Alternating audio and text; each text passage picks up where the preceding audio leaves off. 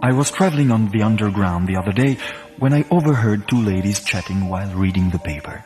These Jews again, always in the front page, encumbering with their troubles the United Nations. Pests, that's what they are. It's true, we are pests. We've been breaking the balls of the universe for centuries. What can we do about it? It's part of our nature. Abraham with his one God, Moses with the tablets of the law, then Jesus with the other cheek always turned ready for the next slap, then Freud, Marx and Einstein. They were all embarrassing, revolutionary, the enemies of order. Why? Because order in whatever century couldn't satisfy them. Because, strange isn't it, they were constantly excluded from any kind of order. Let's talk that over again. Let's look into it a bit deeper. Let's change the world to change our destiny. That was the destiny of my forefathers. That's why they've always been hated by all the paladins of pre-established order. The conservative anti-Semite blames the Jews for bringing about the Bolshevik Revolution. That's true, there were lots of them in 1917. The progressive anti-Semite blames the Jews for owning Manhattan, for being administrators of capitalism. That's true too, there are a lot of Jewish capitalists. It's easy to explain why. Culture, religion, ideas and ideals on one side, and wallets, warrants and bonds on the other have been the only movable values, the only homelands possible for those who had no homeland. Now that there is a homeland, anti-Semitism rises from its ashes, or rather, from our ashes, and calls itself anti-Zionism. Early on, it was applied to individuals. Now it's applied to an entire nation. Israel is a ghetto.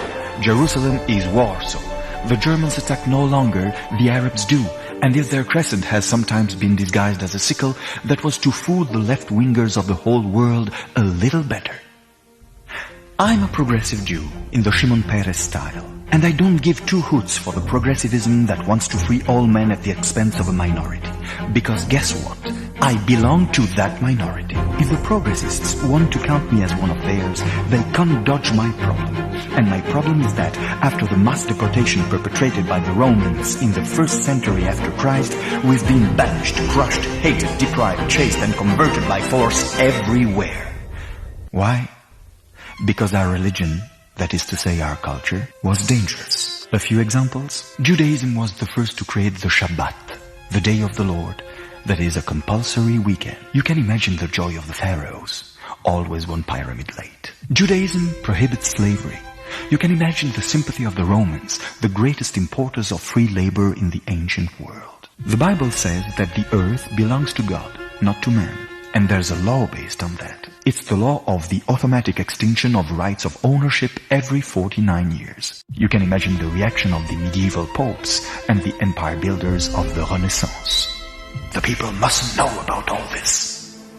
So they began to forbid the Bible reading, and the Bible was devalued and became the Old Testament.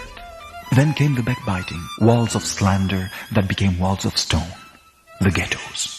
Then came the Index, the Inquisition, and later, only later, the Yellow Star. But Auschwitz is no more than an example of industrial genocide. There have been thousands of homemade genocides.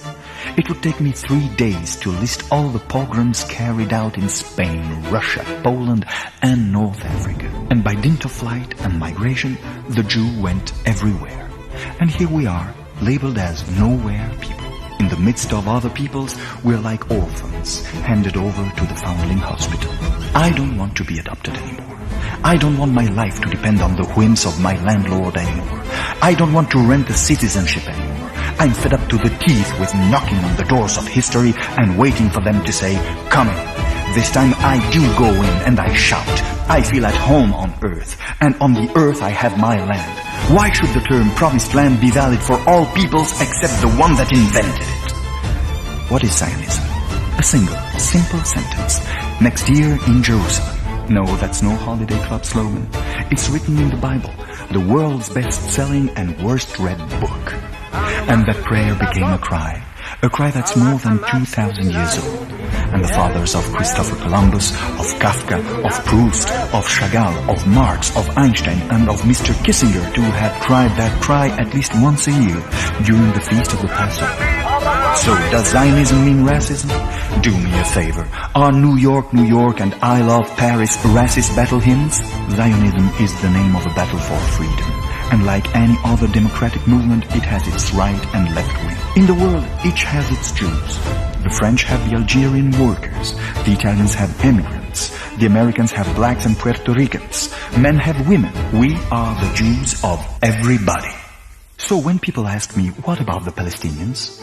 I answer, I am a Palestinian of 2,000 years ago. I am the oldest oppressed person in the world. I'm willing to talk it over with them, but I'm not willing to surrender the land I worked. All the more because there's plenty of room for two peoples, two nations out there. We've got to fix the borders together. At this point, I've got to be in solidarity with all my people. When the Arabs acknowledge me, I'll fight our common oppressors with them. But for today, Descartes' famous phrase, I think therefore I am, has no value whatever. We Jews have been thinking for the past 5,000 years, and we've still been denied the right to exist. I'm sorry, but today I'm obliged to say I defend myself. Therefore, I am.